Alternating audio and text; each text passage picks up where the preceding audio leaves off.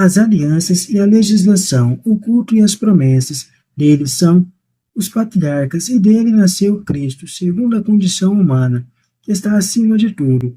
Deus seja bendito para sempre. Amém. O verdadeiro Israel.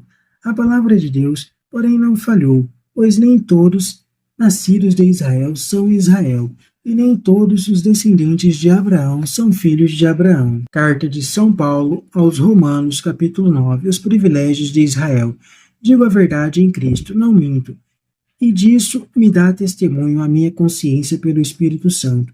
Tenho uma grande dor e um contínuo sofrimento no coração. Sim, eu gostaria de ser amaldiçoado e separado de Cristo em favor dos meus irmãos de raça e sangue. Eles são israelitas e possuem a adoção filial. É de Isaque que sairá a descendência de Abraão. Isto é, não é a geração natural que torna filhos de Deus, mas os filhos da promessa é que são considerados a descendentes. De fato, as palavras da promessa são estas: por essa época voltarei, e Sara terá um filho. E isso não é tudo. Também Rebeca concebeu e deu só um homem de Isaque, nosso pai, quando os filhos dela ainda não haviam nascidos e nada tinham feito de bem ou de mal, isso para que ficassem confirmada a liberdade da escolha de Deus, dependendo não das obras, mas daquele que chama. Então foi dito a Rebeca: o mais velho será servo do mais novo, como diz a Escritura: amei Jacó mais do que a Esaú. A soberana liberdade de Deus. Que diremos então? Que Deus é injusto? De jeito nenhum. Ele mesmo disse a Moisés: farei misericórdia a quem eu fizer misericórdia, e terei piedade de quem eu tiver piedade. Portanto, a escolha não depende da vontade ou do esforço do homem, mas da misericórdia de Deus. Por isso, a Escritura diz ao Faraó: eu fiz você nascer precisamente para mostrar em você o meu poder e para que o meu nome seja celebrado em toda a terra. Portanto, Deus usa de misericórdia com quem Ele quer e endurece a quem Ele quer. Você me dirá então: por que Deus ainda se queixa? Quem pode resistir à vontade dele? Mas quem é você, homem, para discutir com Deus? Por acaso, o vaso de barro diz ao oleiro: por que você me fez assim? Por acaso, o oleiro não é dono da argila para fazer com a mesma massa dois vasos, uma para uso nobre e outro para uso comum? Ora, Deus quis manifestar a sua ira e mostrar o seu poder, suportando com muita paciência os vasos da ira, já prontos para a perdição.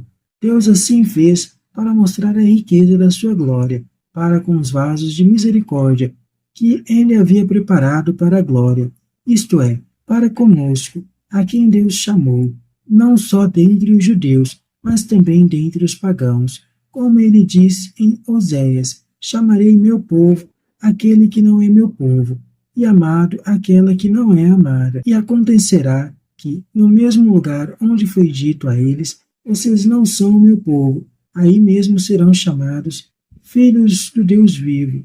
E quanto a Israel, Isaías proclama: mesmo que o número dos israelitas sejam como a areia do mar, o resto é que será salvo, porque Deus cumprirá sua palavra sobre a terra com plenitude e rapidez. E ainda, como Isaías havia predito, se o Senhor dos Exércitos não nos tivesse deixado uma descendência, ficaríamos como Sodoma e nos tornaríamos como Gomorra. O erro de Israel. O que diremos então? Os pagãos, que não procuravam a justiça, alcançaram a justiça, mas a justiça que vem da fé, ao passo que Israel procurava uma lei que lhe trouxesse a justiça, mas não conseguiu essa lei. Por quê? Porque não procurou através da fé, mas através das obras. Esbarraram na pedra de tropeço, conforme diz a Escritura: eis que eu ponho em Sião uma pedra de tropeço, uma rocha de escândalo, mas quem acreditar nela não será confundido. Nos capítulos 9 e 11, Paulo analisa a situação do povo de Israel, procurando responder à difícil questão: não é uma contradição o fato de que o próprio povo escolhido, portador da história da salvação, tenha rejeitado Jesus e se tenha excluído da salvação. Este problema escandalizava judeus e pagãos e comprometia o êxito do Evangelho. Os privilégios ou promessas de Deus a Israel não falharam. O verdadeiro Israel, herdeiro das promessas, não são os filhos carnais de Abraão, mas aqueles que têm fé, como ele teve. Além disso, Deus escolhe quem ele quer para colocar a seu serviço, a fim de assegurar a realização do seu projeto na história. Neste contexto, não devemos procurar uma doutrina fatalista sobre a predestinação. Paulo apenas salienta os imprevisíveis chamados de Deus, que age soberanamente, escolhendo homens e povos como instrumentos do seu projeto. Ao escolher, Deus é soberanamente livre. Não é obrigado nem a ter misericórdia, nem a punir.